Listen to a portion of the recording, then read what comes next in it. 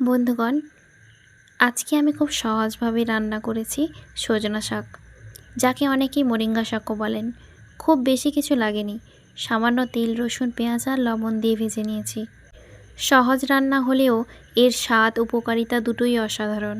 অনেক সময় আমরা দামি খাবারের খোঁজ করি, কিন্তু আমাদের আশেপাশেই এমন পুষ্টিকর খাবার আছে যেগুলো শরীরের জন্য ভীষণ উপকারী। সজনা শাক তারই একটি উদাহরণ। এতে vitamin A, vitamin C, calcium, iron, potassium সহ নানা ধরনের পুষ্টি উপাদান রয়েছে। নিয়মিত পরিমিত পরিমাণে সজনা শাক খেলে শরীরের রোগ প্রতিরোধ ক্ষমতা ভালো রাখতে সাহায্য করতে পারে। এটি চোখের স্বাস্থ্যের জন্য উপকারী, হাড় মজবুত রাখতে সাহায্য করে, আয়রনের কারণে রক্তাল্পতার ঝুঁকি কমাতে সহায়ক হতে পারে। এতে থাকা আঁশ হজমেও সাহায্য করে এবং পেট ভালো রাখতে ভূমিকা রাখে।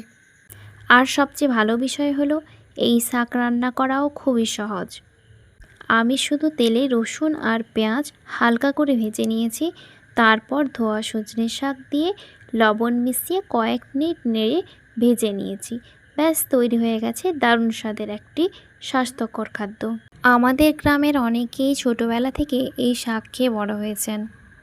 এখন আবার সজনা শাকের পুষ্টিগুণের জন্য এটি অনেকের কাছেই জনপ্রিয় হয়ে উঠেছে। তাই বর্ষাকালে এই শাক পাওয়া গেলে অবশ্যই খাবারের তালিকায় রাখতে পারেন। তবে মনে রাখবেন, শুধু এটি খাবার নয়, সুস্থ থাকার জন্য সুষম খাদ্য। পর্যাপ্ত জলপান এবং নিয়মিত শরীরচর্চাও খুবই গুরুত্বপূর্ণ। দৈনন্দিন জীবনের ভিডিও দেখতে আমার চ্যানেল সাবস্ক্রাইব করতে ভুলবেন না। আবার নতুন ভিডিও নিয়ে খুব শীঘ্রই দেখা হবে। সবাই ভালো থাকবেন।